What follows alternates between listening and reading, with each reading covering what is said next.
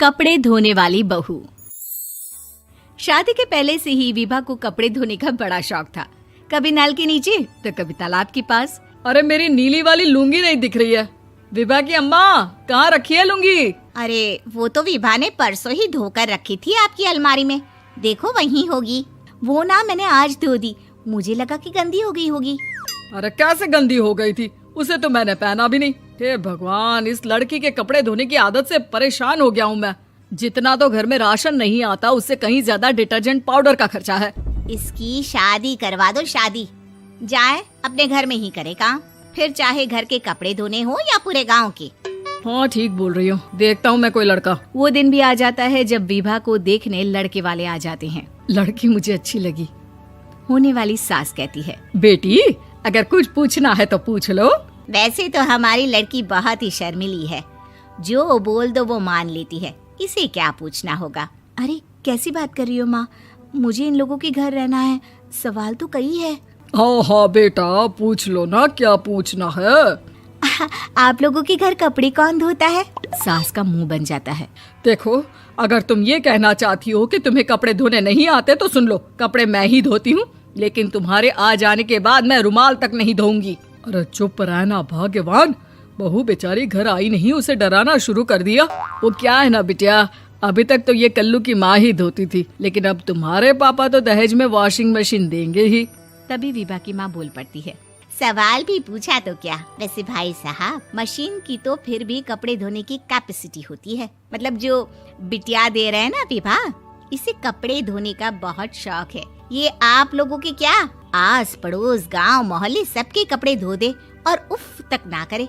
बाहर देखा नहीं आपने कितने कपड़े सूख रहे हैं? सब हमारी बिटिया ने ही तो धोए हैं। बस भी करो ना माँ, शर्म आ रही इतनी तारीफ सुनकर। और तो और एक दाग निकाल कर दिखाओ तो मान जाऊं। हाँ अच्छा, माफ करना बेटा, मैंने गलत समझा। हमें तो रिश्ता बहुत पसंद है। और ऐसे जुड़ जाता है रिश्ता कपड़े धोने का शौक रखने वाली विभा का। उसकी शादी हो जाती है कोयला फैक्ट्री में काम करने वाले कल्लू के साथ। शादी के बाद अचानक विभा चिल्लाती हुई सास के पास आती है। सासू माँ, अरे सासू माँ कहाँ है आप? ये तो धोखा है, धोखा दिया आप लोगों ने मुझे। इसे ससुर के चक्कर के बारे में पता चल गया। अरे तो उसमें तुझे क्यों धोखा मिला है? अरे नल में पानी नहीं आता, कपड़े कैसे कब धुलेंगे? अच्छा, तू पानी नहीं आ रहा उसकी बात कर रही है। तो आपने क्या सोचा? कुछ नहीं। अच्छा, तेरी माँ ने कहा था कि कपड़े धोने का शौक है तुझे, याद आया मुझे। शौक बोलकर कपड़े धोने वाले मेरे जुनून को कम ना आके सासू माँ, कपड़ा धोना मेरा गुरूर है। तभी पति भी वहाँ आ जाता है। अभी मैंने इसे सनी देओल की फिल्म दिखाई है, उसी के डायलॉग मार रही है माँ। अच्छा सुन, साफ साफ बता रही हूँ, पानी सुबह 4 से 6 और शाम को 10 से 12 आता है, समझी? विभा टाइमिंग सुनकर हैरान हो जाती है। ये क्या भूतों का मोहल्ला है? सुबह 4 बजे उठकर कौन कपड़े धोता है? 4 बजे टंकी में पानी जाता है, फिर सारा दिन धोना ना, किसने मना किया? अरे कैसी बात कर रही हैं? 200 लीटर की टंकी में कितने कपड़े धो लूंगी मैं? सुबह ही उठ जाऊंगी मैं। अब क्या था, विभा सुबह 4 से लेकर रात के 12 बजे तक कपड़े ही धोती रहती। एक रोज सास पड़ोस से निकलकर कहीं जा रही होती है कि साथ वाली कहती है, हाँ कल्लू की माँ, जरा ये बताओ कि 2 साड़ी है, 2 ब्लाउज और एक पेटीकोट और एक नाड़े वाला लंबा कच्छा। हाँ तो? अरे तो क्या, कितना लोगी धुलाई ये बताओ। धोबन दिख रहे हैं हम क्या? हमारे पति सरकारी नौकरी से अभी रिटायर हुए हैं और बेटा सुपरवाइजर है कोयला फैक्ट्री में। धोबन समझ रखा है हमें? हाय रे कल्लू की अम्मा, माफ कर दो, वो तो मोहल्ले में यही सब बता रहे थे कि तुमने बहू को कपड़ा धुलवाने के काम में लगा दिया है। सास को पड़ोसन की बात सुनकर गुस्सा आ जाता है। वो घर पहुंचती है जहां घर के बाहर ही इतने सारे कपड़े सूख रहे होते हैं जितने कि किसी धोबन के घर पर। अरे ओ कल्लू की दुल्हन, बाहर निकल। माँ जी यहीं आ जाओ, बाथरूम में चादर धो रहे हैं हम। अरे अभी हम धोते हैं, तुमको बाहर निकलो। ये आस पड़ोस वाले बोल रहे हैं कि हम बहू से कपड़े धुलवा कर उसे कपड़ा धोने वाली बना दिए हैं। अरे छोड़ो ना माँ जी, किन लोगों की बातों में आती हो? आस पास के लोगों का तो काम ही होता है कि वो किसी तरह सास बहू को लड़ा दे। बहू सारे घर के कपड़े धोती है, ये क्या कम है? बोलिए। सास को भी लग जाता है कि वो बहू का ये सनकीपन नहीं छुड़वा सकती, इससे अच्छा है कि खुद ही चुप हो जाए।